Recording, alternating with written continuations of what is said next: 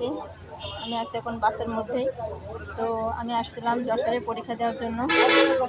তো বেশ ভোগান্তির শিকার হয়েছি আজকে।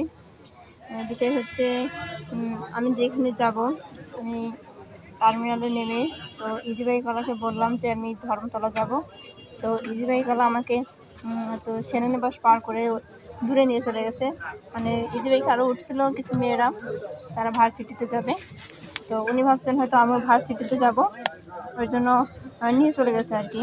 আমি যখন দেখি যে সময় 9:30, পরীক্ষা আমার 10টায়, তখন আমি ভাইকে বলছি যে ভাই আমি তো ধর্মতলা যাব, তার কত দূরে?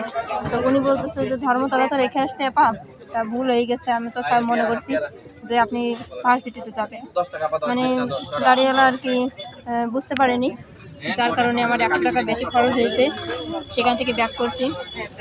তো ইজি বাইকে সেখান থেকে আবার উঠছি, ওঠার পরে হাতে ছিল মাত্র 20 মিনিট। ইজি বাইকওয়ালাকে বলছি কাকা দ্রুত যান, দ্রুত তো যাওয়াই যায় না, রাস্তা অনেক চাপ থাকে। তো যাই হোক পরীক্ষা মিস হয়নি, ঠিক টাইম মতো পৌঁছাইছি, পরীক্ষা দিছি।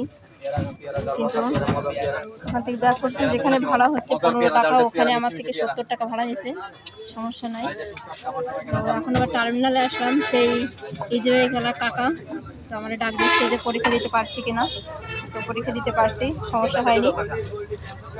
সবাই ভালো থাকবেন, ধন্যবাদ।